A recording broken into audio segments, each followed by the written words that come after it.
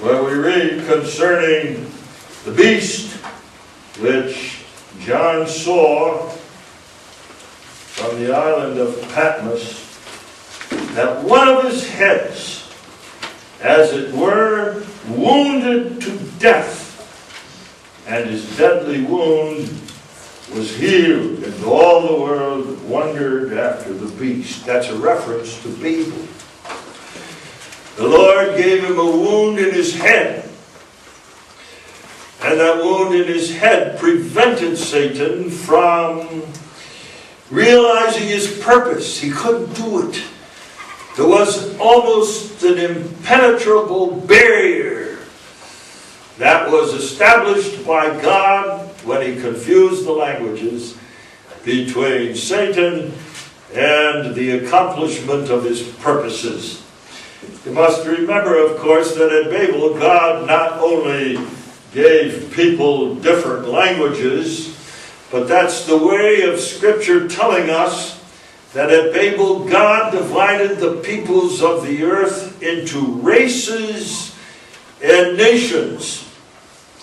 And because of the depravity of races and nations, that persistent lie of paradise manifests itself.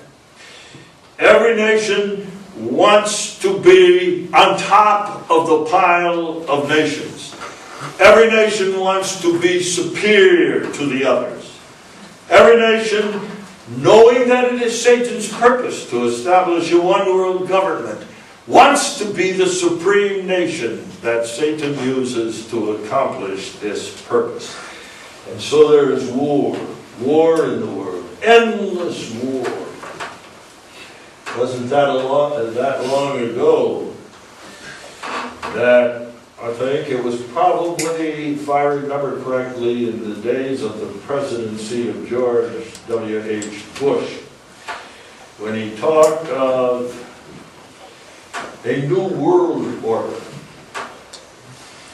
that although the United Nations was striving strenuously to prevent wars, there were at that time in the world something approaching 38 separate wars that were going on. They were not world wars as World War I and World War II. 38 separate wars which the United Nations had failed to stop. That's because of the sin of the nations. That's because of their desire for supremacy. That's because of the pride in the hearts of men. We call it, with the fancy term, nationalism. And we rather like the term. England likes that term. It was only with some reluctance that they joined in part the economic union, but they made provision to retain to a certain extent, especially in their money, independence, because England had a stronger nationalistic spirit than the nations in Europe who were united in the common market. The United States is very proud of its supremacy in the nations of the earth, and boasts of the nationalism that has carried America to the pinnacle of power and economic success. When God struck the wound in the head of the beast at Babel, where Satan almost accomplished his purpose, God made a one-world government almost impossible. The one-world government has to be set up and put into power only when that which divides the nations is taken away. The interests, of course, are prevention of war. That's uppermost in the minds of men. War is devastating. War is destructive. War destroys nations, not binds them together under one government. It was General Douglas MacArthur who, on the deck of the USS Missouri, when the papers were signed that brought about surrender to the Japanese after the dropping of 2 atomic bombs on Hiroshima and Nagasaki, who said, "With the end of this terrible war, we have introduced into history a new world." That's a quote from his remarks. He meant by that a new world in which war would rage no longer.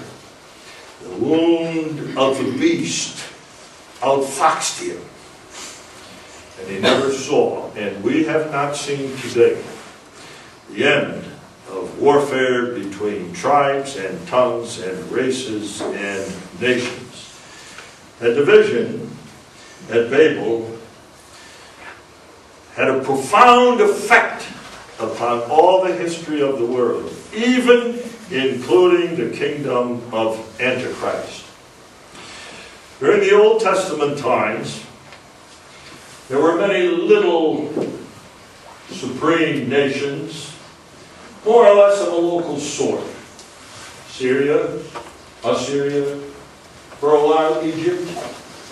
You will notice when the Bible records the history of these nations, the Bible always makes a point of it, of saying and pointing out with stark clarity that these little manifestations of an anti-Christian kingdom were always, without fail, aimed at the destruction of the people of God. They knew the history of Israel. They knew that God was the God of Israel. And so they directed their attacks particularly against that nation and sought its overthrow. With the vision, the dream of Nebuchadnezzar and his image of a head of gold and of a chest of silver and of thighs of brass and legs of iron and feet of iron and clay, a kind of a new history of the world was introduced. Suddenly, these kingdoms that appeared became, insofar as it was possible in their day, to become worldwide kingdoms.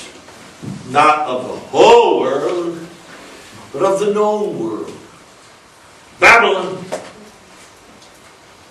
the Medo-Persian kingdom, the Greek kingdom of Alexander the Great, represented by the thighs and upper legs of the image of Nebuchadnezzar. The Roman Empire, and each one succeeding the other, came a step closer to what later was to become, indeed, a one-world government in the literal sense of the word. Think of Rome. Think of Rome that had conquered not only the entire known world, but established in the entire known world over a century of peace and prosperity, and even freedom of religion to a limited extent. A freedom of religion that allowed every nation to worship its own gods without interference by the government, with the one exception of Christianity. That Rome could not tolerate.